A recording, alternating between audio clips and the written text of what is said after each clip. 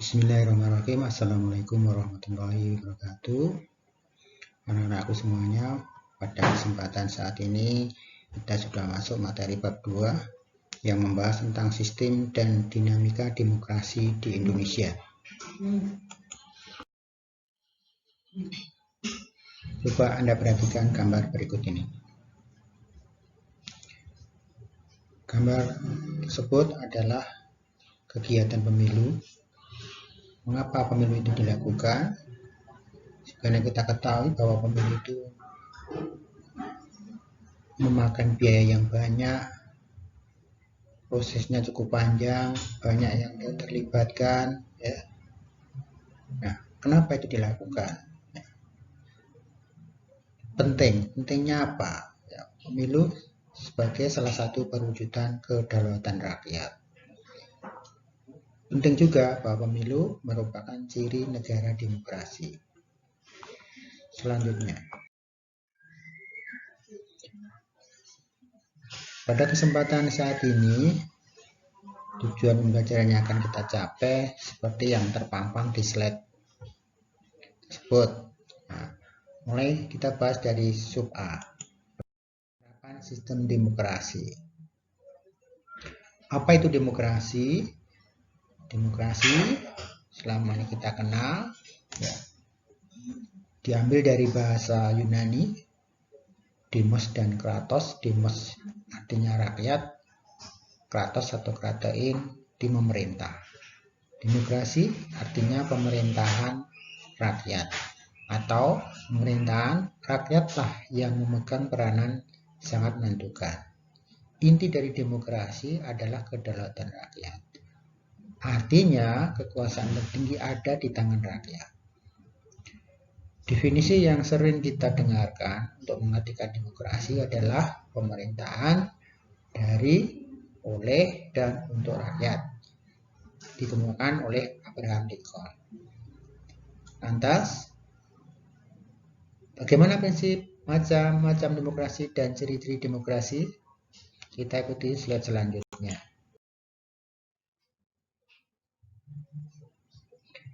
Prinsip demokrasi. 1. Keterlibatan warga negara dalam pembuatan keputusan publik. 2. Tingkat persamaan di antara warga negara. 3. Kebebasan atau kemerdekaan yang diakui dan dipakai oleh warga negara. 3 prinsip utama. Pemilu harus dilaksanakan. Ini menandakan keterlibatan warga negara dalam pembuatan keputusan publik. Dan karena itu, walaupun biayanya mahal, maka tetap juga dilaksanakan pemilu untuk menandakan bahwa negara kita adalah negara yang demokrasi. Berikutnya yang kedua, tingkat persamaan di antara warga negara. Ada persamaan setiap warga negara untuk berpartisipasi menggunakan haknya dalam kegiatan politik di negara kita. Siapa atau yang berhak menjadi presiden, gubernur, bupati, setiap warga negara sama haknya. Cuman syaratnya harus dipenuhi juga. Ya. Kalau nggak dicalonkan, mana bisa jadi bupati kalau nggak ada yang mencalonkan. Padahal kalau ditawari semuanya ya mau. Nah, namun apakah ada yang mencalonkan? Ya, kalau nggak ada yang mencalonkan, ya nggak bakal jadi bupati. Ya. Ketiga, kebebasan atau kemerdekaan yang diakui dan dipakai oleh warga negara. Pilihan harus sesuai dengan hati nurani. Kalau ada pemaksaan, jadi melanggar prinsip demokrasi. Macam-macam demokrasi. Yang pertama berdasarkan cara penyaluran kehendak rakyat. Ada demokrasi langsung, demokrasi perwakilan, demokrasi sistem referendum. Demokrasi langsung artinya rakyat secara langsung menyalurkan aspirasinya untuk menentukan pilihannya. Contoh, ya kalau dulu itu demokrasi itu muncul di Yunani, ya karena di sana adalah kota yang berupa negara, jadi memungkinkan dilaksanakan praktek demokrasi langsung. Kalau sekarang ini di negara kita ya, contohnya pemilihan kepala desa, ya. Bisa aja dilaksanakan secara langsung karena ruang lingkupnya terbatas, masyarakatnya juga tidak begitu banyak. Nah, jadi bisa dipraktekkan pemilihan kepala desa. Yang kedua, demokrasi dengan sistem perwakilan. Ya, seiring dengan berkembangnya satu negara, banyak urusan-urusan negara, banyak yang harus dilibatkan dalam bernegara. Nah, oleh karena itu kan nggak mungkin setiap saat kok harus ada pemilihan langsung. Nah, nanti kan rakyat jadi repot kalau dia terus diajak memikirkan urusan negara.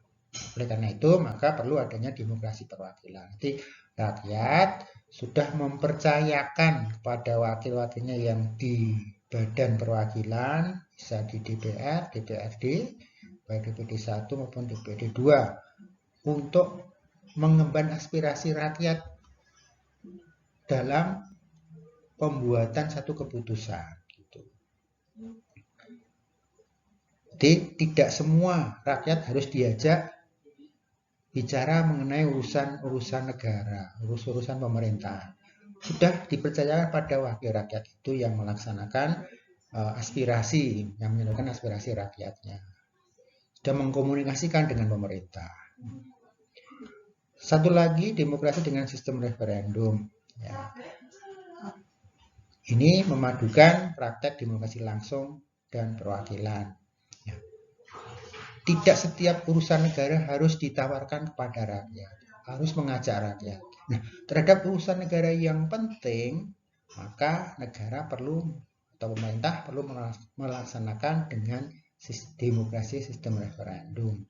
Jadi, meminta pendapat rakyat secara langsung terhadap urusan-urusan negara yang dianggap penting.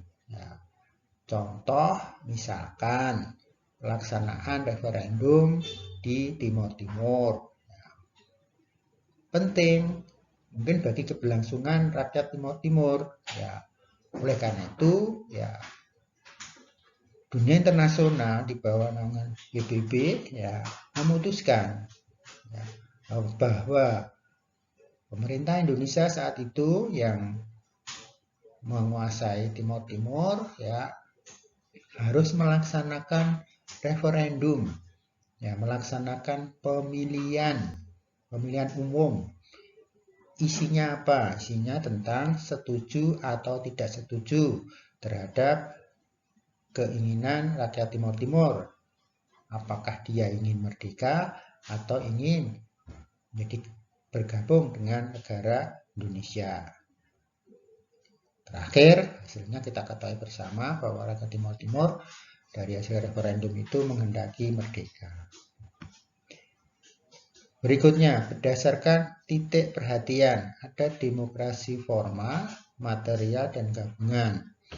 Demokrasi formal ini demokrasi yang menitik beratkan pada bidang politik, mengabaikan bidang ekonomi. Contoh yang diterapkan di negara-negara liberal ini lebih menitik beratkan bidang politiknya, hak-hak politiknya diakui. Urusan kesejahteraan itu ya urusannya individunya masing-masing. Negara tidak mencampuri atau tidak ikut ngurusi. Beda dengan demokrasi material, kebalikan. Demokrasi material ini demokrasi yang menitik beratkan pada bidang ekonomi, mengutamakan pemerataan ekonomi, kebutuhan pokok ekonomi ya, tercukupi. Untuk urusan politik dinomorduakan, ya, diabaikan, dikesampingkan. Yang penting rakyatnya tercukupi urusan kesejahteraannya, urusan ekonominya. Satu lagi gabungan. Nah, ini yang dicoba dikembangkan di Indonesia. Ini mengambil baiknya di demokrasi formal dan baiknya di demokrasi material. Menggabungkan dua-duanya. Berdasarkan ideologi. Ya.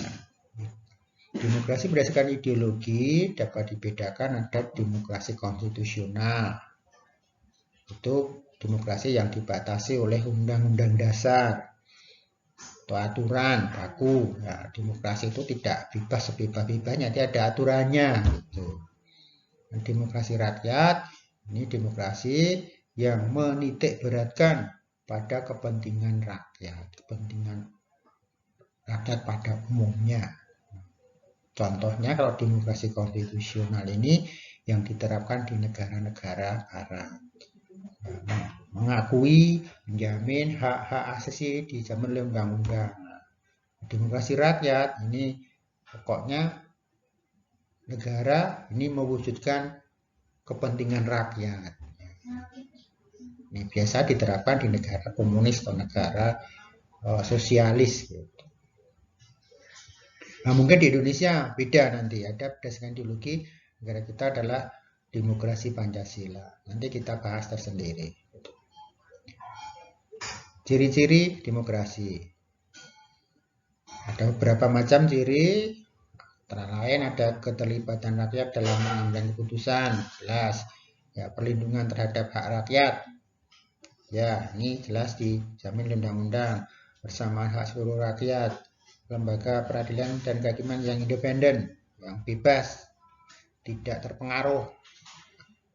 Kebebasan pers jelas, karena pers berfungsi sebagai alat kontrol terhadap jalannya demokrasi, itu harus bebas. Pemilu yang jujur dan adil, ini salah satu juga ciri negara demokrasi. Ya. Terakhir, pengakuan terhadap perbedaan. Nah, inilah esensinya sebenarnya dalam demokrasi itu. Bukan persamaan atau perbedaan, mengakui adanya perbedaan itu. Itu yang bisa saya sampaikan pada kesempatan saat ini.